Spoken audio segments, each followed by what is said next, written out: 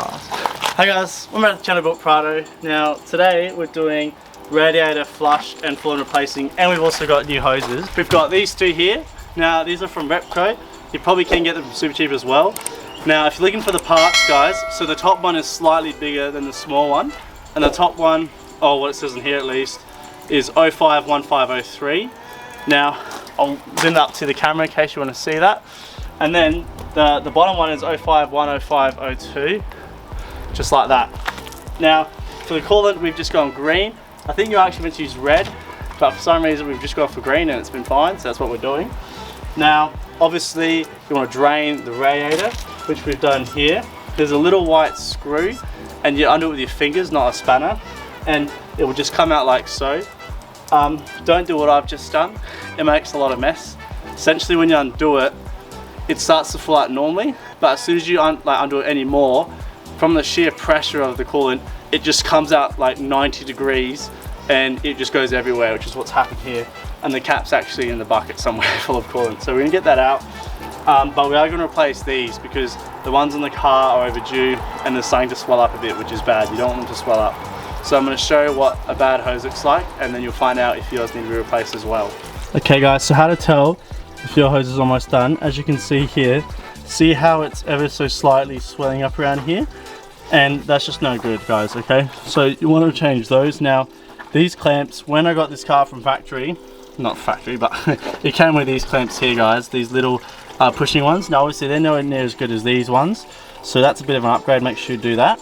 So one here, cap's already off as well, and that's already out as well. So right now, all we have to do now is drain this out, and then we'll start to take and replace the hoses. Okay, new one's going in, so we've just copied the same pattern as the old one. And as you can see, you want to sort of just shimmy it over as best you can. Now, it was a little bit stuck on there from being on so long in the hot and cold temperature, so just keep that in mind, they won't slip on necessarily.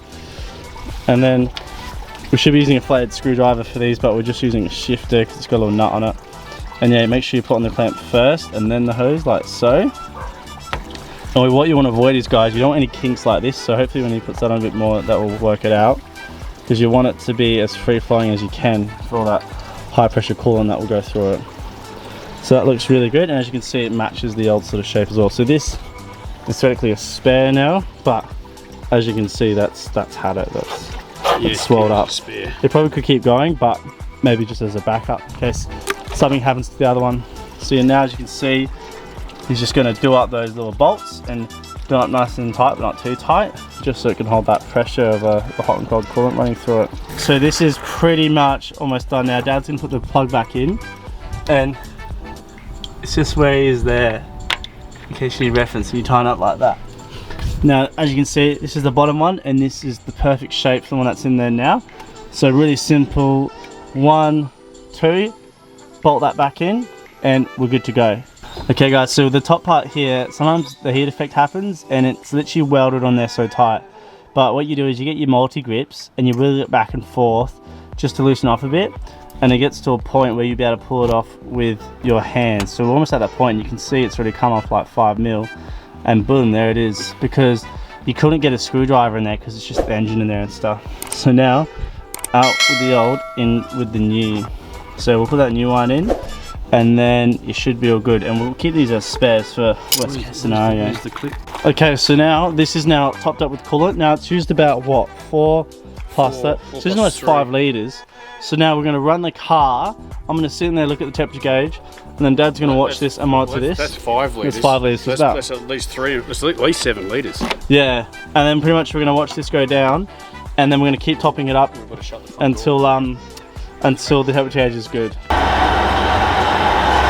Alright, it's running now.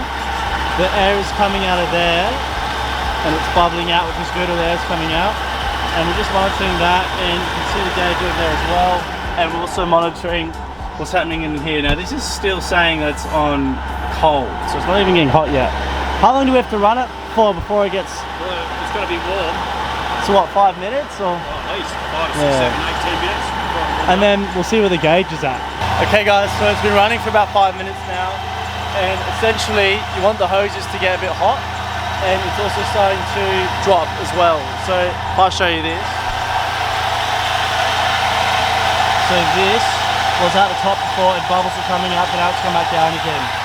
So the key is to make sure you let it run for quite a while and let the temperature gauge get to a normal gauge. And also the thing is, because we might have put a bit too much and we're not sure yet, because it's going to go down and up as the air comes out, but you got to just let all the air get out of the system. We are on halfway theoretically, so there you go. So just did a drive around the block. If anything, there's a little bit too much in this, but it's nothing to worry about. It's only like 5 mil higher than the line, so we're gonna leave that for now. All the air's out of it as well. And yeah, drove up some hills, gave it a drove, temperature got to halfway and it went really well. So I came back, tightened everything up as well, just to make sure. And over the next few days, you probably want to just have a look on it because it's going to adjust slowly. But besides that, that's essentially fully done. So that's how you change your hoses and do a radiator flush. So pretty simple. Don't do what I did and let the little cap fall out at the start, but that's pretty much it. So